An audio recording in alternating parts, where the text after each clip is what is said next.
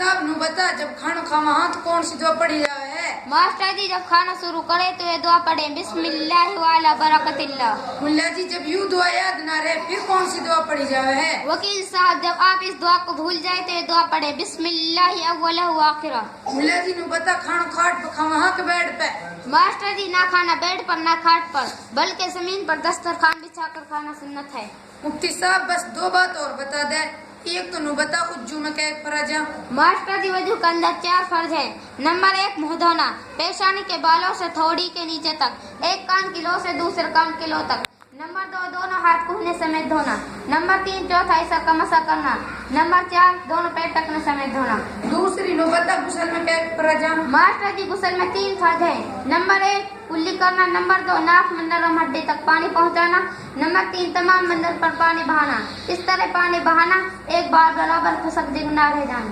ए बस 3 ही मैं तो नु जान खुशक का कही खुशक दिगना खुश्क खुश्क शीन साकिन हाँ खुश्क। ए बस 3 ही मैं तो नु जान 150 हाँ। नहीं 3 ही है।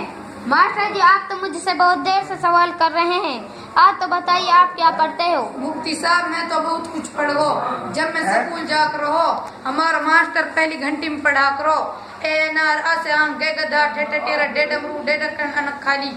दूसरी घंटी में पढ़ा करो भैंस के 4 तन गा के 2 सींग बकरी की 1 पूंछ। ला हौला वला कुव्वता इल्ला बिल्लाह। मास्टर जी ये भी कोई पढ़ाई? इन बातों को तो हमारा ताऊ घसीटा जानता है जिसने स्कूल की शक्ल भी नहीं देखी। ओ ताऊ ताऊ घसीटा, ओ ताऊ ताऊ घसीटा। ताऊ जी बताइए भैंस के कितने थन होते हैं और गाय के कितने सींग होते हैं और बकरी की कितनी पूंछ होती है? तो सुन बेटा, भैंस के 4 थन, गाय के 2 सींग, बकरी के 1 पूंछ। मास्टर जी आप एक बात बताइए आप किसकी उम्मत में से हैं? मुफ्ती साहब पहले तनख्वाह उठा देख रहे हो खट्टर दिन लग गो।